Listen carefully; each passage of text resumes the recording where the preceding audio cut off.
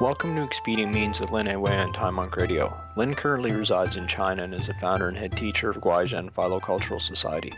He has extensive experience in Buddhist and Taoist meditation, Qigong, martial arts, and traditional Chinese medicine. To learn more about Lin, please visit his website at www.guizhenhui.net. Tonight, Lin will be speaking about Taji, Quan, and Qigong. Hi, welcome to Expedient Means. This is Lin Wei. Today we're doing a special recording here, and we're going to be discussing about Taji Chuan and Qigong in terms of health, power, and cultivation of the mind. So we really want to focus a little bit deeper in here. And we've talked about cultivation in another show when it came down to martial arts. And this one, we're just focusing specifically on Taji Chuan and Qigong itself. So I'm going to go through various ideas in practice, point out specific postures one can utilize. Then we're going to talk about some ideas of misconceptions and whatnot. So at least we get to clear the air up somewhat here and there about Taiji Chuan, Qigong, and what it's somewhat about. Can't say what it's all about. If I knew what it was all about, then I would be a master of wonderful, great special powers in Taiji Chuan. And like I said before, I really don't believe in the word master. That doesn't happen unless you have took vows to leave the home life and you really go into cultivate the mind and transcend that aspect of the mundane world, the quote-unquote mundane world. If you got a hold on your emotional states and your false thinking and things of that nature, then it would be considered mastery to a degree, meaning you have left the cycle of birth and death and you're free to come and go as you please. But I don't see mastery in developed skills or anything. I just see proficiency. Then there's exceptional skill, which means you developed specific techniques or specific functions or an ability even within your practice, an ability that you've developed through your practice, through your understandings, and it's exceptional. That means very rare can one develop these specific things. They may be able to get close. I mean, it's not hard. It's not 1 in a million chance. It just means one has to work very, very, very, very hard at what you've practiced. So to me, that's exceptional cultivation or exceptional skill in martial arts generally. So let's get on to a little bit here on Taiji Chuan. There's so many different forms of Taiji Chuan out there. Some we don't even hear about. We know about maybe 3, 4. Okay, and you can research the several different styles of Taiji Chuan on any search engine. You'll get far more material than I would give you within 40 minutes. So you can be sure to do that after the show. Anywho, a similar, or you can say a commonality between all Taiji Chuan is what? Well, we can go one direction and say it all utilizes the mind. Well, we know that. Or it all utilizes the body. Well, of course. Or they all focus on Qigong. Sure. But what would be much more common between everything in there for Taiji Chuan, all the Taiji Chuan? Qi. Qi. That's all. Qi. So, it won't be Taiji Chuan if there is no cultivation of Qi. It'll just be a fist form. Taiji fist. It'll just be a fist form. If there's no cultivation of your energy, keeping the body healthy, keeping the mind stable, okay, then you're not practicing the Taiji of a Taiji Chuan. You're just practicing a Chuan, fist. That's all you are. So remember, everyone talks of, you have to cultivate this and that, this Qigong posture, or this Qigong practice, and you'll have this specific power, this specific ability, and when you practice your Taiji Chuan, it'll be even better. But the truth is, the most basic Qigong practice is breathing. And if you can learn how to breathe in a very stable manner, controlled manner, in a natural manner as well, when you practice the Taiji Chuan, you will go very, very far. Oh, just want to give everyone a heads up. I'm in my office, and tonight is work night, so we will have some background commotion during our recording. So bear with us for that one. Thank you. So back. Let's get to talking about qi. In Taiji Chuan, you cultivate your breath. You learn to inhale, exhale through your abdomen and through your chest. You learn to expand the body on inhalation, contract the body on exhalation, and reverse that. You learn to bring your breath down. That means instead of breathing at the upper portions of the chest or very shallow breath, you breathe very deep and you apply good concentration to your breath. So when we do that, what happens? Our center of gravity drops down more because we have to apply our intent when we're breathing in. If we're breathing out to the abdomen, we bring that energy down and we say bring it down to the dantian. Okay, now some of this stuff is basic to many who have already been doing Taiji Chuan for some time. Some is new for those who are just starting out with the Taiji Chuan. Generally, when you inhale, you want to apply concentration to your breath. Now, we're done with that aspect. What about movement? I mean, people always say Taiji Chuan movement is so very slow, you can't use it in a fight. But then people who make remarks like that, I can only say one thing. You obviously don't understand martial arts. Because just the form practice does not mean your fighting will be that way. The form practice is just a simple layout of motion in a successive, in a sequence, basically. Okay? And it allows you to apply concentration to your movement. That's all it does. A form just lays things out for you that doesn't dictate how you're going to fight. If anyone is great at doing forms, it doesn't mean they're going to be great at protecting themselves or protecting other people. If they are, good at fighting, it doesn't mean they're actually doing well in their form practice. So all I can say is don't rely on your form to tell you how you're actually going to defend yourself or defend other people. Okay. Notice I'm not saying fight other people. Because if that means, if I said fight, that means you are directly going to fight somebody. You will be causing the problem. Okay. So since we know that we're not going to be causing the problem, let's go back to this form. Taiji form moves slow for a specific reason. One, that may be just the style in which the person decided to teach it in. Taiji Chuan does not have to be slow, 100% very, very slow. It's a form of practice you can do that helps you strengthen your awareness of the body and the combination of breath with emotions and the application of concentration of your mind. Okay? A long time ago, Chen style wasn't slow like Yang style. Yang style changed to be a little slower because the people who are practicing really couldn't get the complexities of Chen style. So some things were chopped down, some things were left out, some things were just made to be slower. A lot of the jumps and twisting motions and issuance of snapping energy were taken out. So the Yang style had a more softer approach. But if you're going to get anything from the softness, you really have to learn to control your mind. If you can control your mind, you can bring your mind and your breath together, focus on how you're moving with the body without discrimination in the mind, and you will gain strong intent, strong will, and strong application in issuance of force. But that's still just form practice and a Qigong practice. You can move faster. You can move as fast as you feel you can maintain yourself, or you move as slow as you feel you can do so you don't fall asleep. Okay. In terms of how the form is used martially, well, everything we know. In movement, there is life. In change, there is life. Your form is just a layout of your motion. You have to think creatively on how you're actually going to apply these techniques. Only through experience will you come to realize that not all the techniques that you have in the form will be used that way. Most of the time, not at all that way. It may not look that way. It may not flow the way you flow in the form.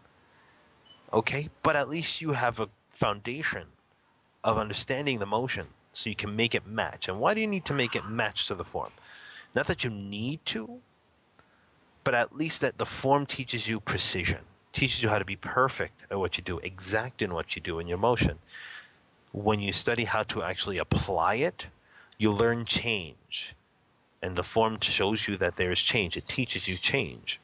So in your real life application, or even in practicing for a real life application, you'll learn to find the various methods on how to change your techniques so you can apply them and understand them. Now let's go into Qigong. Qigong, so vast, right? Thousands and thousands of different types of styles. I mean, I have my own style of Qigong. And it's not simple, it's not hard. It's just my own style. But I don't really promote it as my style of Qigong. Those who find interest in what I do, I teach them. Maybe when I'm 80, they can start calling it, Lin's style Qigong. I call it my school's Qigong because it's my school, Guizhen Hui, Guizhen Qigong. But really, it's a combination of various different types of Qigong, what I've developed as a child, from childhood up till now, and what I've learned also, mixed together and basically made to function in a specific manner for specific things. Excuse me. So anywho, let's get back to Qigong. There's so much Qigong out there. So first thing you really need to learn, if you're just starting Qigong or if you've been a Qigong practitioner for a long time, keep in mind, whatever you experience is temporary. The legs shaking, the feet burning, the needles felt at the feet, pinching in the feet, heat traveling up the spine or energy traveling up the spine to the crown of your head, shaking in the legs, pulsing in the abdomen, pulsing in different areas or aspects of the body, sharpened vision, improved health. If you got sick, your sickness improves, you get better faster than usual. Maybe it was a week that you would be sick, now you're only 3 days sick. And then with just remnants of your sickness. Remember, these things are temporary, and they're simply just, you can say, almost entering the door of what you're doing. They're so basic of benefit that anyone should be able to get these benefits within the first 3 months, maybe within the first year. So it's a very general benefit. If I were to make a map or a foundational layout, that would be the first ones. That oh, I just got this feeling. Oh, okay, no big deal. I don't have to sit there going, I'm amazing. My Qigong style is amazing. Because if anyone gives me a list of all the types of sensations and states that their Qigong gives them, their specific style, I can name about another few thousand more styles that do the same thing. Why? Why is that possible? Simply because it's the manner of application. And these are just beginning stages. So a general stage, and we can go very deep in the general stage of Qigong practice and Taiji Chuan practice. Remember, when I'm going to talk about Taiji Chuan from now on in any other show, if I ever mention Taiji Chuan, I mean Qigong altogether within the practice. I don't just mean just the practice of the form and applications. I mean the practice of Qigong and mind cultivation and the practice of form as well. Okay, they all have to be in there together. It's a cultivation method. That's just the way I teach it. So no one actually said Taiji Chuan will make you healthier. There's no claim in that. It will do that because it's exercise. That's inevitable. The type and mannerism of how it's done, the type of exercise and the mannerisms in which it's done in, really emphasize good health. It moves energy, moves qi, frees up any stagnation of qi and blood in the body. The more intense you practice, the more deeper you go, the more stronger the health benefits. Another one, no one ever said just practicing Taiji Chuan will make you turn into a better person. It doesn't. That comes along with the education you have.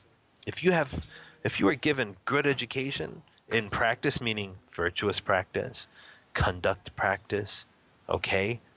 Yes, it means basically being a good person, being wise, and being well-spoken and well-behaved, okay? If this is the mannerisms and the culture in which you've learned your Taiji Chuan from, then you will become a good person. Taiji Chuan will make you better because it becomes infused. The education becomes infused with the practice. But if you just practice Taiji Chuan and Qigong and whatnot, and you don't learn how to control your mind and emotions, you will go the wrong path. You'll break down. Eventually, it'll hurt your body, it'll hurt your mind, and it'll hurt the people around you. Not hurt them physically per se, it'll hurt them emotionally, mentally. How we interact with people is very important. So let's go on. We're talking about the basic level of health practice in the Qigong, okay? Which I mean in Taiji Chuan also. Health benefits, well, there's standing practice, sitting practice, lying practice, and walking practice. In standing practice, make sure, well, some people like to have the feet close together. Some people like to have the feet very far apart, standing in the horse stance. Well, I'm going to explain one specific type of method. Standing with your feet shoulder width apart. Okay, even add an extra inch on both sides, just an inch over shoulder width apart. That's fine. Or shoulder width apart, or hip width apart. But if you have wide shoulders, you want to go shoulder width. You don't want to be small on the bottom and tall on top, or wide on top. You fall over. Anywho, bend the knees slightly. Make sure your weight is distributed properly against on the feet, from the heel to the middle of the foot to the toes. Your tailbone. Now this is a fun little aspect here. The tailbone should not be tucked forward, and that's it. It should feel like it's being pulled down, slightly going forward, and lifts from the pelvic bone, from the pelvis. Okay, it lifts upward. Don't press it forward. You'll lock your lower back and you'll lock the knees.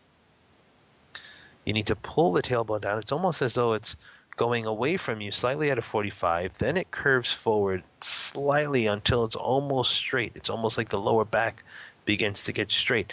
And at that point, right in this midway, the pelvis, the pelvic bone, you want to feel like it's lifting up. That's what tucks your hips forward. That's what tucks your tailbone forward, actually. It's go forward and upward. It almost leaves your abdomen basically non-existent. That's how you'll pull in energy. Pull, P-O-O-L, pull down energy into the dantian. And then you make sure your hips are aligned with your shoulders. Your shoulders are over the hips. Don't let them lean forward or back. The neck should press backwards. The top of your head feel like you're being pulled upward, and your chin pulled down slightly. The chest should have a slightly bent or slightly like hollow feeling from the middle of the chest, the sternum area. Feel like it's pulling down slightly. So you'll have this upward pull at the spine and this downward pull at the upward pull from the C-spine up to the head, and the downward pull from the lumbar region to the tailbone. Excuse me, I'm going to have a drink of water. So that's one aspect of standing. Now, how you want to hold your hands, make sure you don't straighten your hands and keep them straight. You don't want to lock them, keep things round. Triangular and round is okay. Not too sharp triangle, but round and slightly angled. You'll understand when you're trying to play with your arms and see which posture you should go through. There's many postures you can find online. Any posture you stand in, as long as you apply yourself with concentration, don't get excited when you feel something, and you learn to breathe properly or breathe accordingly, you'll gain good benefit. Okay, if you find any posture online, if you do research online or whatnot, excuse me, then you'll be able to benefit very greatly. So the health benefits in this standing, it strengthens the bones, strengthens joints, loosens up the spine, massages the internal organs, and brings clear energy up to the head. You want to have the toxic, turbid energy drop down and clear energy rise. When I was teaching Taiji and Qigong Taiji Chuan back in 2003, my class would begin with 40 minutes of Qigong practice. Then we'll go into form practice. And literally right after about 25 minutes to 30 minutes of Qigong practice, everyone would stop and fight to go to the bathroom. Without fail, every weekend without fail, everyone would be running to the bathroom to clear themselves out. Some let go of gas during the standing, whatnot. That's okay. All that is movement of turbid energy, movement of wind in the body. You gotta move that energy down. You don't want that turbid energy to get stuck up in the head. That's not good. So practicing Qigong or Taiji Chuan as well will help bring that sick energy down and let that clear energy rise up. If you can do that, then you'll be very, very clear-minded. And you wouldn't get sick very often. This is a basic. So health-wise, basically, it's very good for the joints, the bones, tendons, obviously muscles, organs. It's good for the brain. It's good for the eyes. It's good for everything in the body, generally. Let's go a little further from health. Let's go, how do you develop, like, internal power? Well, do the same practice.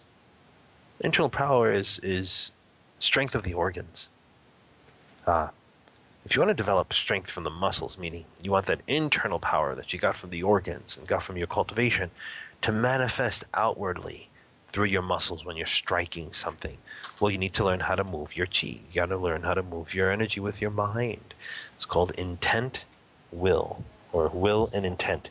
You have to learn how to direct energy with your mind, and it takes practice. That's why one aspect of it is you move slowly, then you're able to apply your energy well, your intent. And when you become more focused at it, you can make it happen instantly, where you have a strong force emanating out of your hand or whatever aspect of your body you put your mind to. And where that intent goes, that's where your chi follows. Chi will go where the intent goes. But you have to strengthen that aspect. It takes a lot of time, but it can be done. It doesn't mean you can go punching people without touching them. It just means that when you do strike, you'll have a more denser, stronger force that enters them. Now be careful with cultivated energy. If the person is weak in the body, certain organs are extremely weak, and you have cultivated energy to a strong point, when you hit them, your energy will go to the weakest point in the body. Sometimes it may just cause obstruction. Sometimes it may just cause small problems. If they're very weak, it can cause very strong internal problems. And if your energy is very strong, when you hit the person, you will cause a lot of internal problems. So be careful when you do internal power. How do you develop that? Well, standing, standing, standing, standing, sitting, sitting, sitting, walking, walking, walking. Lying is done at your own leisure. When you're lying and doing practice, you watch your breath and concentrate. Remember to watch your breath and concentrate. That's all. When you're lying, you can have specific postures in lying, which is very good for your energy and how it travels throughout the body. For example, last night I was extremely tired, so I went to sleep and tossing and turning. I was very tired, but it was very hot. It's very muggy over here where I am in China. Like I said, it was just very hot, and I was very tired, so my sleeping wasn't that good, and I woke up with a little crink in the neck, which I loosened up throughout the day, doing spine stretches, spinal curving and vibration and whatnot, and fixed it all up. 1, 2, 3. You need a soft spine. So when you're sitting, lying, you need to watch your posture and be mindful of your breath and go right into your sleep. I think you should be fine. Standing, stand. The more you stand, the better. Break the 20-minute threshold. The body has a threshold of 20 minutes. After you break the 20-minute threshold, now you're starting to get something going. If you can't sit, stand, and walk in concentration practice for more than 20 minutes, you're not going to get very far. Break 20 minutes and go to 30. Once you hit 30, go 45 minutes. And then go an hour in standing. Or is it walking? Or is it sitting? You got to do the practice. If you want skill like the old timers, the ancient ones, even up to 100 years ago, you want to do your practice. You do it daily without fail. Who cares if you can feel if anything is happening or not? And remember, just because you practice a Qigong, you practice Taiji Chuan, and you practice how to use it, doesn't mean you will be great at it. And if you don't practice how to use it, and you just practice the form and the Qigong, it doesn't mean you're going to be able to use it martially. It just means you know how to practice. And your application is done to keep you healthy and wise. Okay? Wisdom is very important, remember. You're practicing a martial art. It doesn't mean you have to be a fighter and go out and learn how to fight and kick everyone's butt. Remember, there's saying in Chinese goes, 人外有人. There's always going to be someone better than you.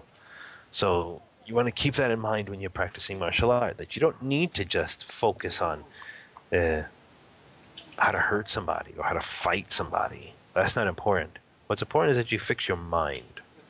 And you can utilize martial arts for that. You adjust your mind. So what if you throw a slapping hand, or you do a chopping hand, or you do a white crane cool's wings, you knock someone off the top of their head. But who cares? That's not important. To stop the other person from hitting you. But what the important thing is that you control your mind in your practice. You don't, one, look for fighting. You don't look for fighting. You don't have the urge to want the fighting, so you don't have a desire to fight and try to use what you do.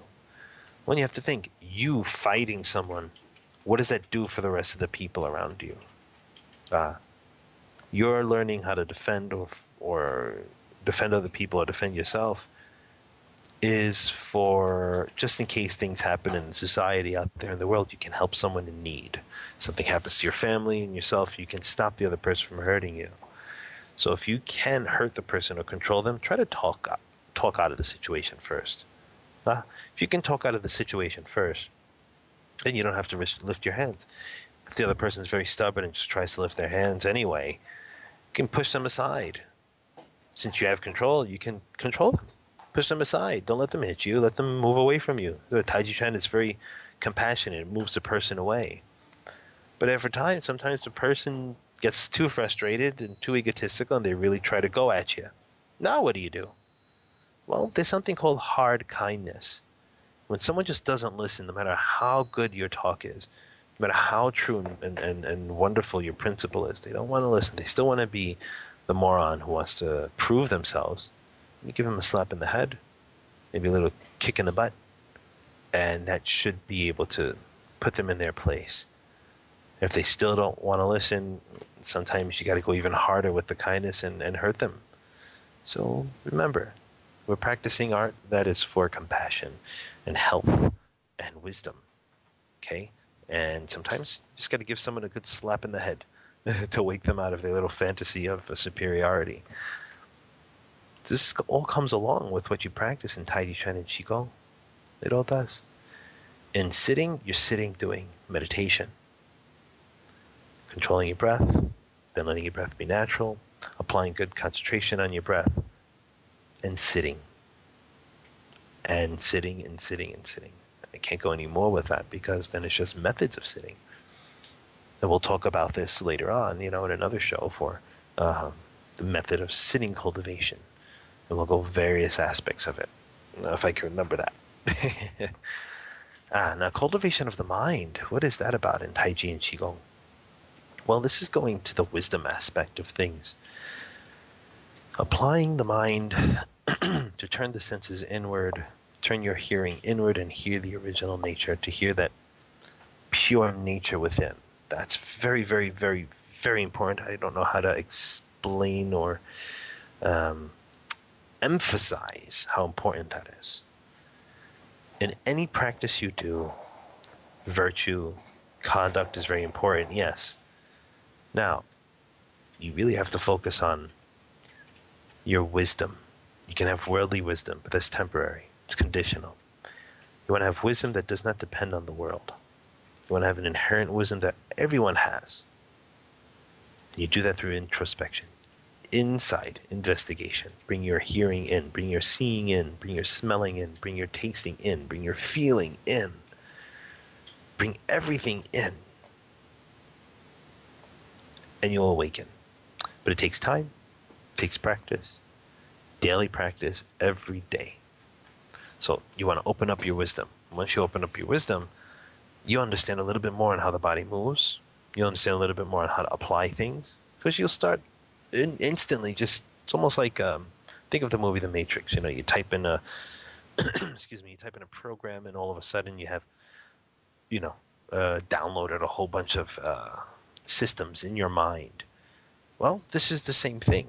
When you start eradicating false thinking, all you need to do is put the intention onto what it is you're looking for, and you will find the method. If you can find the method, you can cultivate it. And if it's healthy, if it's beneficial, if it's not a method that causes harm to people and yourself, then it's a positive method. If it's not that way, then it's a negative method. You don't want to do the negative method. Okay? So, Tai Chi Chuan, Qigong, in terms of health and power. Okay? Remember, your practice can be used to help you in health, and it can be used to hurt you in health. Okay? Different methods are there, and can be used to cultivate the mind. You know, movement practices in Tai Chi Chuan doesn't mean that one will benefit generally. I mean, there's a lot of people who practice in the parks, and they practice the park Tai Chi Chuan, I like to call it. They get health benefits, but it's not the extreme health benefits. It's still superficial. It's still I feel great and flexible today. I feel nice and smooth and happy and at peace today. And my joints don't hurt anymore. You know, I feel good bowel movement, you know, and a clear mind. So that's good. But that's still superficial.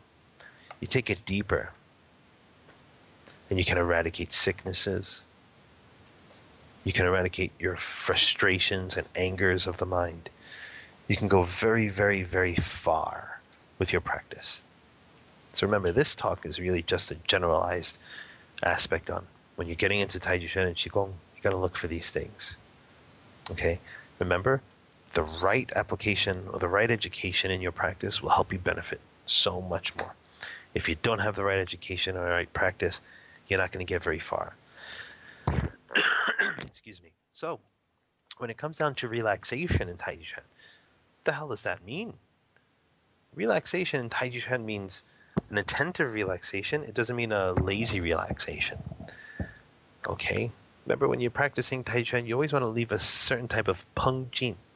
Peng jin is like this force that doesn't allow the person to break your center, break into your center. But you don't want to have that kind of too hard. It has to be, when there is a force, then you have a peng energy that pushes things away from you. When there's no force, you don't exist. So when I do push hands with people, if they give me force, then I relieve their force. If they don't give me force, I don't give them a damn thing. Some like to argue with me though and go, they have before. Well, if you're not giving me anything and I'm not giving you anything, then what the hell we're doing? It's like, we're listening.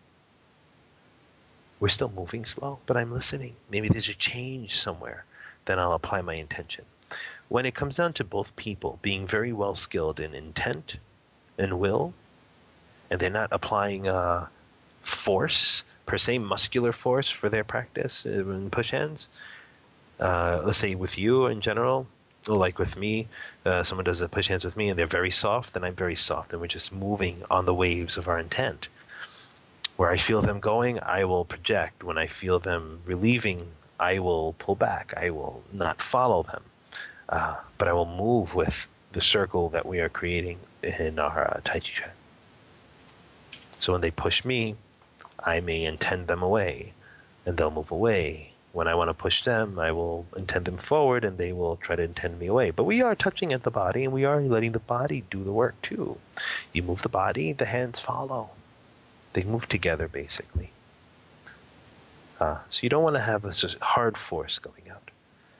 Okay? Some practices, like in Shin style, you can, but it's a little. But it only is developed through nice and good relaxation. Okay? So remember, relaxation is very important. Any method, any way to let you feel relaxed is good. But this is attentive relaxation, where you can issue force. You can receive it and issue it. The joints can become like a suction, like a sucking in of energy. They can be as a pushing out of force too. Remember, all these ways are very beneficial. They're very good as a foundation. And when you get into deeper levels of Tai Chi Chuan, it becomes more about intent and application of will and intent. Excellent. Well, that is our show today for Tai Chi Chuan and Qigong in terms of health, power, and cultivation of the mind. Stay tuned for our next show. And we'll be talking about I'll be introducing the 50 Skanda demon states aspect of the Shurangama Sutra. I won't be commenting on it because it's so intense to comment. I mean, it would be such a long commentary to comment on these specific aspects of the sutra. So I would suggest everyone who can, you can go to my website, guizhenhui.net. I believe there is a link there to the Great Compassion Dharma Door website I have. You can go into the library there, and you can download all 8 volumes of the Shurangama Sutra, and check the 8th volume, which is the volume on the 50 Skandha Demon States. That is a commentary by Master Xuan Hua, and the publication is the Buddhist Text Translation Society. So our next show will be introducing that, the 50 Skandha Demon States, and I'll just be talking a little briefly about it to give everyone an idea of what's really happening here when we're practicing in cultivation. Okay, excellent. Well, thank you very much, and I will have you as an audience again next show, hopefully. Thanks again. Bye-bye. Thank you for listening to Expedient Means at Lin Wei on Time Monk Radio. Please be sure to join us next week as Lin will be discussing the 50 Skandha Demon States.